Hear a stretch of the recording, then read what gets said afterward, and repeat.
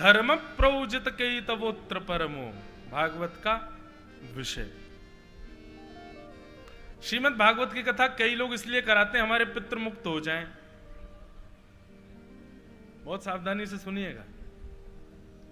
भागवत जी की कथा इसलिए करा रहे हैं पितृ मुक्त हो जाएं, हो जाते हैं, वो बात सत्य है, पर इसी कारण से नहीं करानी चाहिए।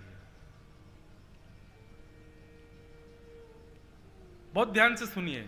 और जो लोग, अच्छा एक बात बताएं, ये 25-30 तो उत्तर हमको यहां मिले हैं प्रत्यक्ष, कम से कम 100 से अधिक उत्तर तो सोशल मीडिया से हो रहे हैं। कल्याण का साधन क्या है, तो ये भी अच्छी बात है, वहां पे भी लोग सुनते हैं, बहुत लोग सुनते हैं। कल की कथा 35-40 हजार लोगों ने सुनी होगी, हर दिन सुनते हैं, बहुत वैष्णव।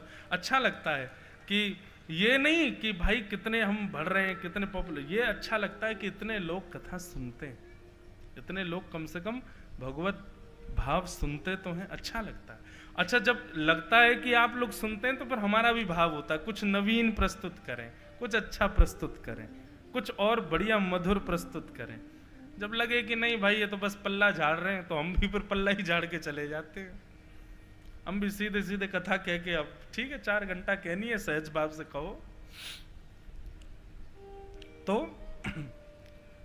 भागवत का विषय क्या है? धर्म प्रोजित कई तवोत्र परमो।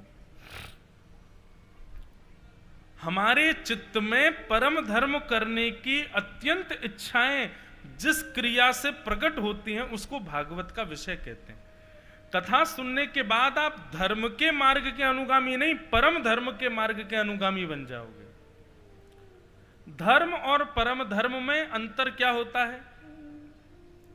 जहां पर अपने और अपनों का विचार किया जाए वो धर्म है, और जहां पर सबका विचार किया जाए वो परम धर्म है। अब हमारे बटुक जी महाराज स्वयं भी कथा वक्ता है, अच्छी मधुर कथा कहते हैं, पर बटेश्वर महादेव के उपलक्ष्य में उनके पाटोत्सव के रूप में खर्चा करेंगे, आप सब लोगों को जोड़ेंगे, सबसे कहेंगे कि भाई अपना अपना व्यय करो, और फिर किसी को बाहर से बुलाएंगे, आप आके कथा सुनाओ। ये परम धर्म है। परम धर्म की इच्छाएं अत्यंत प्रकट हों, ये भागवत का विषय है।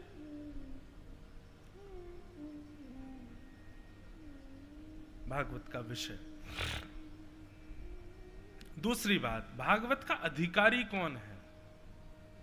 डिजर्व कौन करता है भागवत की कथा? तो कहते हैं निर्मत्सराणाम सताम, जिसके चित्त में मात्सर्य दोष नहीं है। एक बात सदैव याद रखिएगा बंधुओं, अगर आप स्वयं को वैष्णव कहते हैं, स्वयं को भक्त कहते हैं, स्वयं को भगवत अनुरागी कहते हैं, लेकिन कहीं ना कहीं मात्सर्य दोष आपके चित्त में है, तो निश्चित है कि आप अभी परिपूर्ण रूप से वैष्णव हुए नहीं हो। मात्सर्य दोष किसको कहते हैं? किसी अन्य से जलन होना, किसी से चिढ़ होना, किसी के प्रति दुर्भाव चित्त में आना, किसी की उपलब्धि देख करके स्वयं को असहज अनुभव करना, ये सब मात्सर्य दोष कहलाते हैं। और एक बात कहें, 95% लोगों में मात्सर्य दोष होता है। बुरा नहीं मानिएगा, इस पंडाल में बैठे हुए भी अधिकतर लोगों में मात्सर्य दोष होगा। स्वयं सोचिए, विचार करिए, क्या नहीं है हमारे अंदर? है किसी एक के प्रति तो हमारे भीतर होता है कि वो व्यक्ति जब सामने आता है तो कहीं ना कहीं मन में एक ईर्ष्या जन्म लेती है, छोटी सी। आपका उद्देश्य अब यह है कि वो व्यक्ति आपको प्रिय लगना चाहिए, इतना नाम जप करो। उसके प्रति अभी ईर्ष्या भाव नहीं आना चाहिए आपके चित्त में। जब तक वो प्रिय ना लगने लग जाए तब तक आप नाम जप बढ़ाते रहो, कथाएं सुनते रहो, इतना सत्संग करो कि वो प्रिय दिखे। और आपके अत्यंत प्रयास करने के बाद भी वो प्रिय नहीं हुआ तो आपका सब करना व्यर्थ है। प्रिय लगे। हम तो कहते हैं कथा सुनने के बाद में 7 दिन बाद इसका प्रैक्टिकल किया करो। जिस व्यक्ति से आपको कभी ईर्ष्या हुई है, जिस व्यक्ति से आपको सूक्ष्म एक उसको देख करके मन में ईर्ष्या का भाव उत्पन्न होता है, कथा सुनने के बाद उसके गली में जाया करो, उसके घर के बाहर जाया करो, और वो दिख जाए ना उसको देखा करो। अभी भी ईर्ष्या हो रही है, अभी और कथा सुननी है मुझे। जिस दिन उसको देखते ही उसमें ईर्ष्या का भाव ना, उससे प्रेम का भाव प्रकट हो जाए, बस समझना अब राम जी मिलने को तैयार हैं हमसे। अब बस ठाकुर जी अब हमसे मिलेंगे। क्यों? आप कहोगे क्या राम जी को रावण से ईर्ष्या नहीं थी? ईर्ष्या होती ना तो हनुमान जी को नहीं भेजते, ईर्ष्या होती ना अंगद जी को नहीं भेजते समझाने,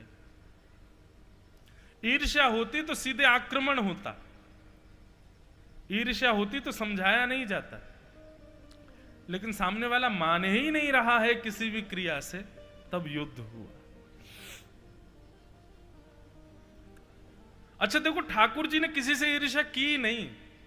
महाभारत युद्ध भी जब होने वाला था तो भगवान स्वयं शांति दूत बन करके गए और कौरवों को एक बार समझाने का प्रयास किया, अरे दुर्योधन एक बार और विचार कर ले भैया, युद्ध में तुमको लग रहा है अभी बोलने में कि युद्ध करके हम जीत जाएंगे और ये वो, पर कितनी बालक अनाथ हो जाएंगे, कितनी माताएं विधवा हो जाएंगी, पूरी इंद्रप्रस्थ की भूमि, हस्तिनापुर की भूमि रक्त रंगित हो जाएगी, विचार कर लो भाई।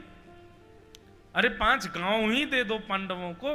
भगवान वहां भी समझाने गए थे, पर दुष्ट दुर्योधन ने कहा सुचग्रैव न दास्यामि बिना युद्धे न केशव, बिना युद्ध के एक सुई की नोक के बराबर जमीन भी नहीं दूंगा पांडवों को। या तो युद्ध करके सब कुछ ले जाएं,